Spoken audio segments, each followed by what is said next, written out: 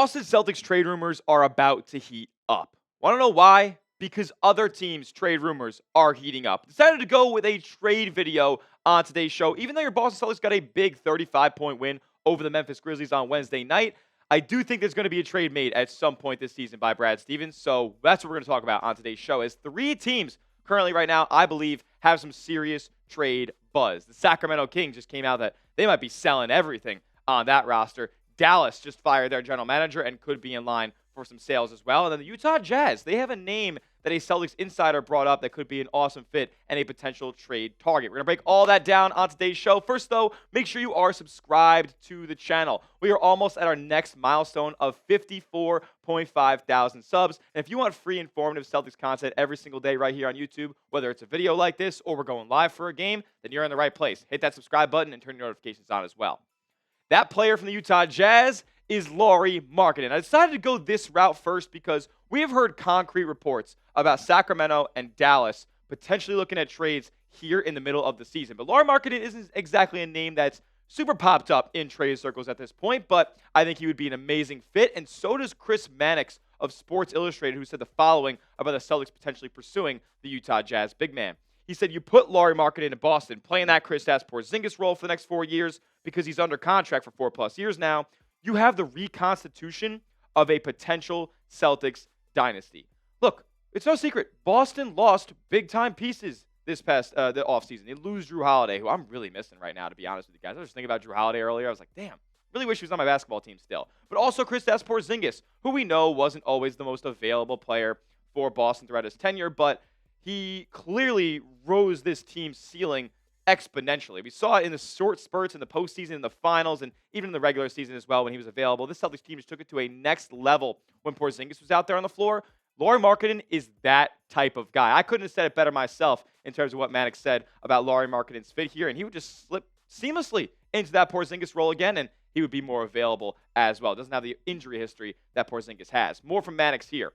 He said, I understand the price tag is high.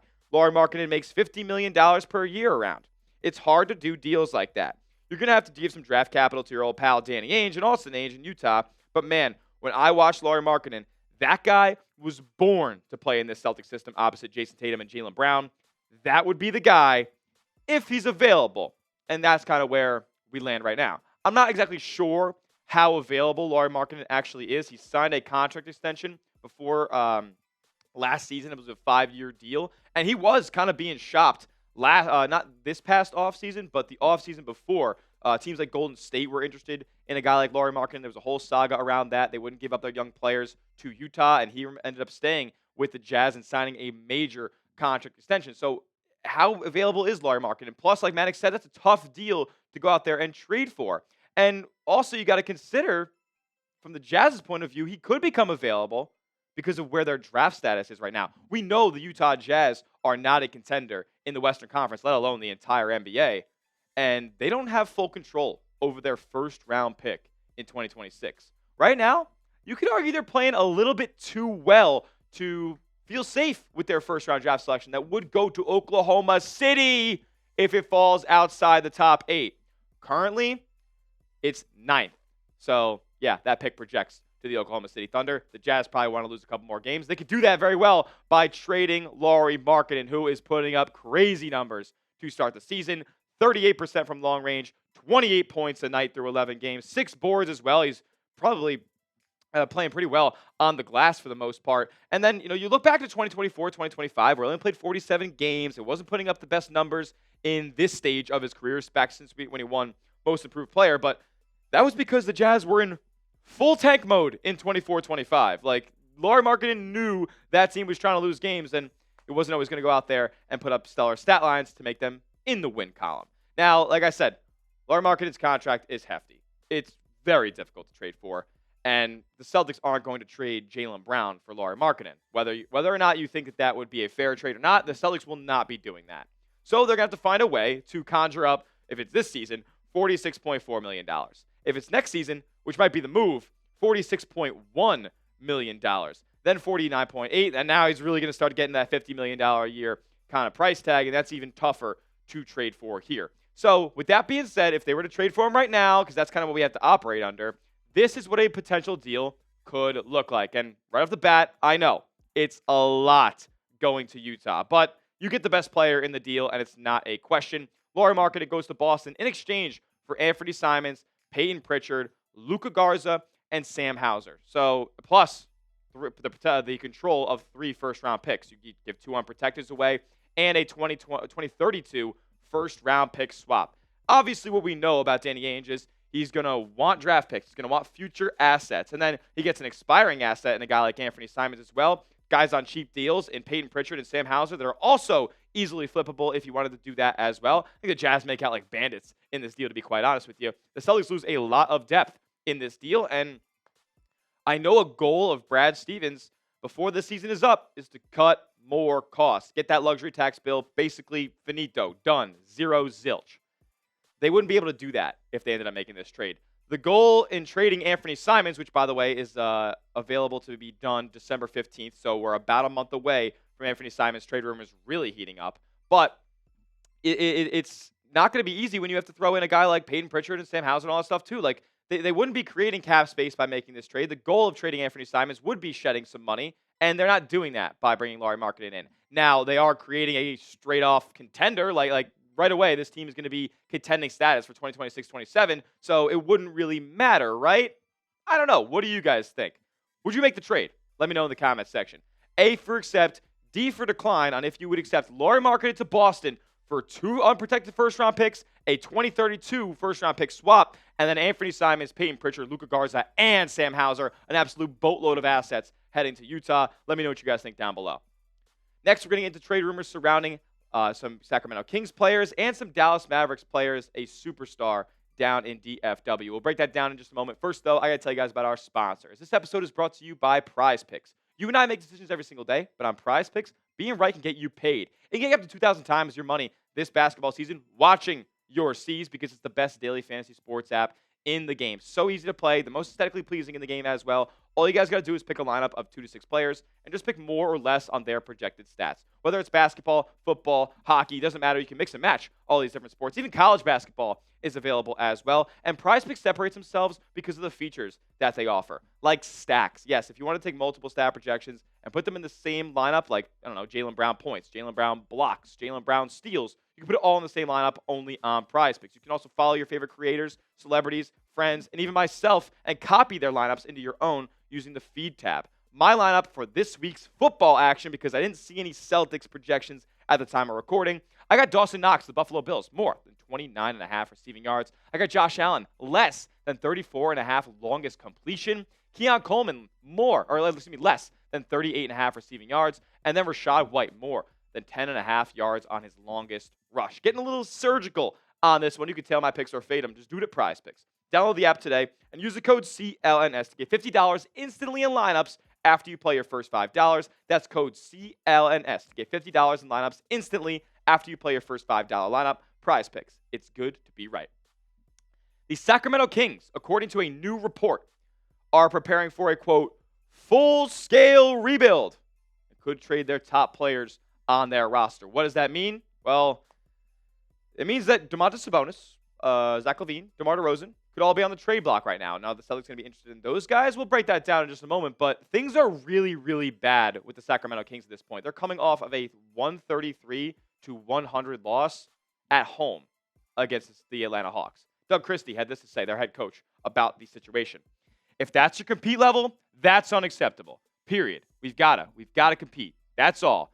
That wasn't a high level of competition. Like he literally is choking up in his words right now because his team is so bad. Like, a team plays hard. They're young, and, it's taken them a few years to get the right type of wings and athleticism and size, and they've done that. But they just compete hard. That's all. They just getting out in transition and running. Nothing special. But when you play a team like that, you got to compete, period. And if you don't, that'll be the damn result every single time. It doesn't seem like things are going very well in Sacramento. And, I mean, is anybody shocked? They bring in basically the old Chicago Bulls and then put them in the West, which would be dumb considering the Bulls didn't make the playoffs in the East, paying Domantas Sabonis all this money when he doesn't play defense, and they just signed Russell Westbrook, who's like the most productive player on their team. Yeah, things seem to be going really well in Sacramento, so it looks like they're going to be selling some of their farm here, and some of their most expensive assets on their roster. Domantas Sabonis makes close to $50 million. Zach LaVine makes $40 million. DeMar DeRozan makes 30-something million. Or maybe he's in the mid-20s at this point, because that Anthony Simons trade for DeMar DeRozan would make sense. And then Malik Monk, who they don't really seem married to be honest. And then Devin Carter, a young player on their roster who really hasn't shown me all too much. I'm sure they'd be willing to move off of him. Surely he has some promise. Played at Providence. Could be a better change of scenery in the Boston area here. I don't think that the Sacramento Kings are going to entertain trades for Keon Ellis or Keegan Murray, two younger players who I would want to keep around in Sacramento as guys who can contribute to winning. These 5 names, I think that they can contribute to winning, but when you put them all together, doesn't really necessarily work out the right way. So with that being said, would you want one of those Kings players in a trade? I'm not saying should the Celtics make a trade with the Kings or not. Like, would you want any of those players in a trade? If so, comment down below which player it is. Is it Sabonis? Is it Zach LaVine? Is it Malik Monk? I think Malik Monk's a pretty good ball player, man. What do you guys think? Would you trade for a Kings player? If so, comment the name down below. Lastly, yeah, we're going down this road again. Remember 2016, 2017? The Anthony Davis saga? His dad saying he'll never play in Boston? Well, he's on the trade block now, potentially. With the recent news coming out that Nico Harrison, the now former general manager of the Dallas Mavericks, the guy who traded Luka Doncic for Anthony Davis, well, he's been fired. And now trade rumors have begun surrounding the Brow. Mostly because he's not contributing much in Dallas. Not to say that he can't be productive on the basketball court, but he just can't be on the basketball court. This guy isn't healthy. We've known this his entire career. He's made of glass. He's street clothes AD. He has a calf strain right now. And he's only played in 14 out of a possible 44 available games as a Dallas Maverick. That's risky to go out there and trade for. Like, very, very risky. Marc Stein said this about how risky it is to go out there and trade for Anthony Davis.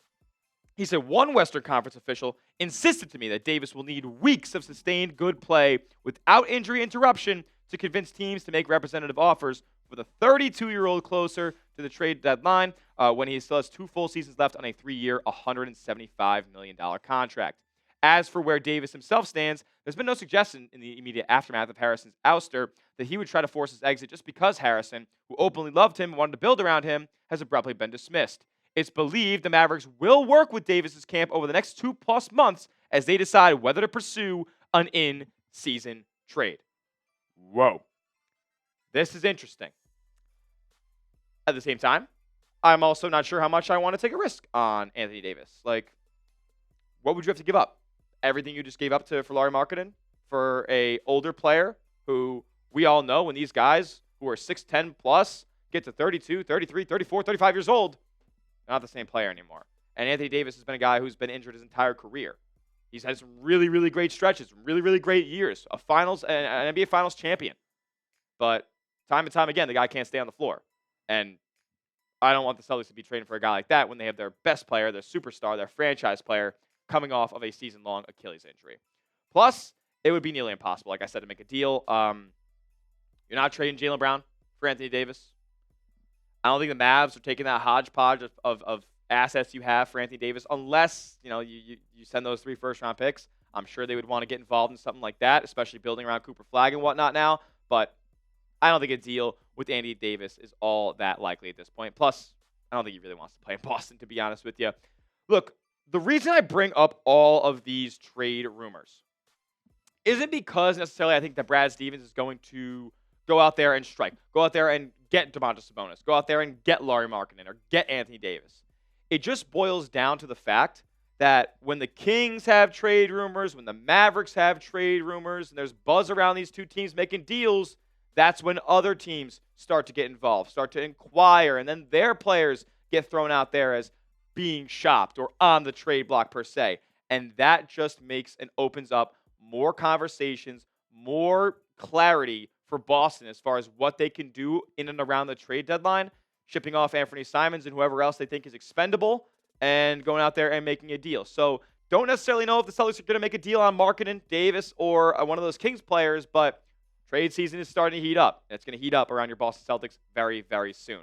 Name a player you want the Celtics to trade for. It could be a guy we talked about on today's show. It could be somebody entirely new. Name a player you want Boston to go out there and make a move for down in the comment section as we wrap up today's show. Give me a follow over on Twitter at Tyler J. Smith. 2 H's because the name's common, but I am not. And make sure you are subscribed to the channel as well. YouTube.com/Celtics TV for the latest and greatest on your C's all season long. We'll see you guys in the next video. And as always, let's go C's.